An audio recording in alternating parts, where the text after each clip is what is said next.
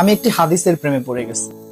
হাদিসটা হচ্ছে ঠিক এমন যে যখন বান্দা একটি ঘরে কান্না শুরু করে এবং তখন আল্লাহর ফেরেশতারা বলে যে আল্লাহ তোমার এই বান্দাটা কি জন্য কষ্ট পাচ্ছে, এবং ফেরেশতারা আল্লাহর কাছে কান্নাকাটি করে বলে যে তার মনের ব্যথাকে তুমি আল্লাহ কমিয়ে দাও। তখন আল্লাহ তাআলা বলেন যে আমার বান্দা এমন কোনো কিছুর মায়া পড়েছিল বা ভালোবেসেছিল যা আমার চাইতে সে বেশি ওই জিনিসটার প্রতি ভালোবেসে ফেলেছিল।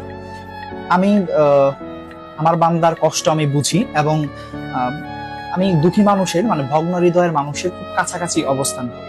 কত দূর? এক হাত দূরে আল্লাহ তাআলা অবস্থান করেন। হ্যাঁ? এবং আরেকটা কথা হচ্ছে ফেরেশতারা তখন বলতে থাকে আল্লাহ তুমি চাইলেই কি সেই বান্দার সেই অভাবগুলো তুমি পূরণ করতে পারো না?